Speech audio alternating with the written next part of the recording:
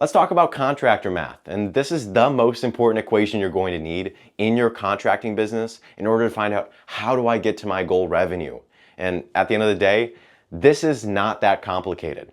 Growing your contracting business usually just comes down to math. It's usually not that complicated as long as you understand your numbers. So I urge you, before you even begin watching this video, find out what your average cost per lead is, your set rate, your close rate, and your average ticket are. Find out all of these numbers before continuing with this video. And if you have them, let's get straight into it. And hey, I'm Carl Stoy, the founder of Stoy Media. And over the past year and a half, almost 2 years now, we've been helping service businesses scale. And we've been also working with home improvement companies on a pay-per-lead basis or just supplying them leads as an agency. And so they're two different models. I can totally run through them in a different video, but let's talk about contractor math. So, like I said, you're gonna need a couple metrics before we begin. Of course, you're going to need to find out what is your goal revenue. So let's say your goal revenue, your GRev, is $5 million per year in your business. From there, you're going to need to understand what is your average ticket. So let's say you're a roofing company and your average ticket is about $20,000. Cool. But if you're a pest control company and you have like a monthly subscription, or you're a landscaping company that always sells these monthly subscriptions, essentially take your average project size or your average ticket for whatever you want to, your main service. So if you're a pest control company and you sell X most of the time, then that's what your average ticket is going to be. Or you can just bundle everything up into an average project size, like I said. And if you do have a subscription model, add up all of the average months so that they'll stay with you with. So for example, if you have a, I don't know, spider removal thing, and they have it for about 6 months out of the year, well then take your monthly subscription times the average months that they will stay with you for, and that will be your average project size. Because sure, your initial hurdle is like a $300 a month commitment, but you tend to get about, I don't know how many dollars that is, but you tend to get your average project size, your average ticket, with all of your LTV. So if you're just a roofing company or a remodeling company that does $20,000 remodels or something set in stone, just put that here. So your average ticket is going to be, we'll say $15,000. Just for simplicity, we'll use the $15,000, not a subscription model. Then from your average ticket, you're going to need to understand, like I said, your close rate, your blended close rate across all of your salesmen, not including referrals or storm work, because everyone can close referrals or storm work. It's the easiest thing to close. And we'll say about an industry average of 30%.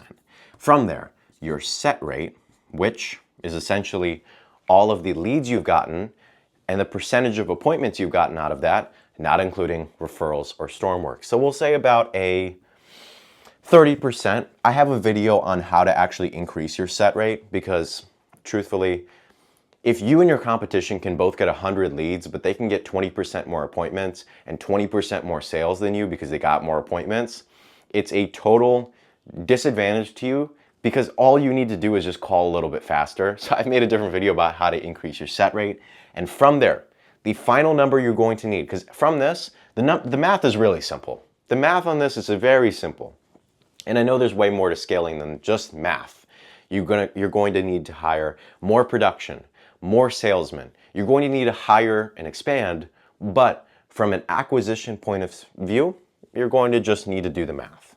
And your last one, your average cost per lead. So yeah, we'll just say average cost per lead, and we'll say $100. Now, I want to talk to you about just the average cost per lead for like 2 seconds. If you want to skip it, just like skip a little bit. But this number is going to be very variable unless you have some level of affiliates who keep your cost per lead steady. Now, it can be a little bit higher than what you would normally pay because the affiliates need to make money, but you can get a steady cost per lead if you use affiliates. And that's a totally different video I've made called Affiliate Programs for Home Service Businesses. Check that out. It's essentially the way we operate. It's essentially the way the biggest companies in all of the industries work, because they don't have one marketing agency or one media buyer just running all of their marketing. They tend to have a lot of affiliates who get them leads at their set cost per lead. And of course, you want to give them some type of margin, or else they're going to start doing dirty stuff. So that aside, let's run through all the numbers. So obviously, your goal revenue divided by your average ticket is going to be the amount of projects you need. So 5 million divided by 15K, 333 projects. So in order to get to $5 million a year, you need to close 333 projects this year, within 12 months. From there, you want to find out what is your close rate. I already did it. And you're going to need to work backwards on the 333 projects. So what you'll do is take your 333 projects, or however many projects you need to do, divided by your close rate. So 30% transpires into 0.3. If it was 40%, it would be 0.4. If it was 5%, it would be 0.05. And that's how you're going to find out how many appointments do you need to go on. So 333 divided by 30% is 1,110 appointments. So in order to get to 333 projects with a 30% close rate, you're going to need to go on 1,110 appointments this year. From there, you're going to take however many appointments you need, so 1,110 appointments, divided by your set rate. So like I just said, 0.3. If you have a 40% set rate or you have a 20% set rate, it would be 0. The first number. So this is like 10, and this is your one space, if that kind of makes sense. So if you have a 5% set rate, 0.05. And so in order to get 1,110 appointments, you're going to need 3,700 leads. So 3,700 people need to opt in on whatever funnel, whoever is doing it. You just need to get this many leads. And you may have this limiting belief. I did too when I first entered this space. I did too. Because there's no way there's that many people who are interested in getting a new roof or new windows. No way. Yes, there is. There is a lot of people, because you can imagine in a town, because if you have about a 30-mile radius and you're not in some nowhere town, if you're in a city, there's maybe, well, let's say not a city, we'll say a suburb. There's probably going to be 1 million people in your service area, 1 to 3 million people in your service area.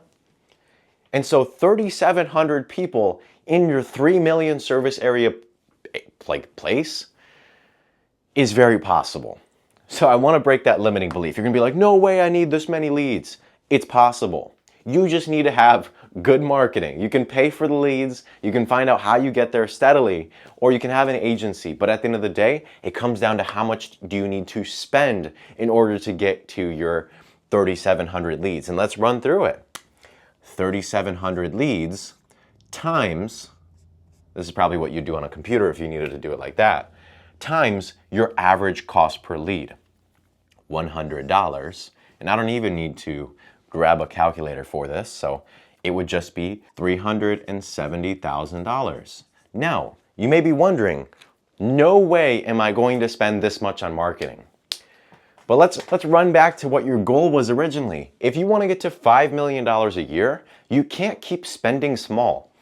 $370,000 in a year of marketing is not that much. It's not that much. It's actually less than how much you should be spending if you followed the 5 to 10% rule, which I've made a different video on how much should I spend on marketing for a home service business or a roofing business or a window business. I made those different videos. And so you're going to find out that you should be spending about 5 to 10% of your monthly revenue. And if you want to get to $5 million a year, you can't spend $10,000 a month on marketing. you should be spending way more than that. You should be spending way more on marketing in order to get to where you want to be. And look, I don't set these numbers. I don't set these numbers because I sell leads. I don't set these numbers because I work with companies, to do their marketing. I don't set these numbers. Your competition does. If everyone in your service area, all the other competitors in your service area are spending 10% of their monthly revenue, you are never going to be able to break into Google Ads unless you start spending a little bit more. You're going to need to spend a bit more. And I don't make the rules. I just don't. I just tell you how the math looks. And it looks like if you want to get to $5 million a year with a $15,000 average ticket, you have a 30% close rate, a 30% set rate, and a $100 average cost per lead, you're going to need to spend $370,000. And there's different things you can do throughout this process, such as try and increase your set rate. Because if you can get more sets, well then you probably wouldn't need 3,700 leads. You would maybe need less because you can set more appointments. If you have better salesmen, well, you probably wouldn't need 1,110 appointments. You'd probably need less. And from there, you need less leads and you would spend less. Or say you were in a different industry and you didn't have a $100 cost per lead. Or, there's a plethora of different ways you can make these numbers look different. But at the end of the day, you have to accept the numbers you got. If you want to make a change, I urge you, if you want, reach out. There's going to be a link in the description. You can book a call with us to potentially see if we could work out together as a partnership. But the numbers are just the numbers, and this is contractor math. And if you're looking to grow your contracting business, then click the link in the description. You can book a call with us and potentially buy leads from us and try and make this contractor equation work. But otherwise, you can check out the rest of the channel. I'm sure there's going to be more free value for you that you can pick up, that you can potentially learn from. And if you have any comments, drop a comment. That's what they're for.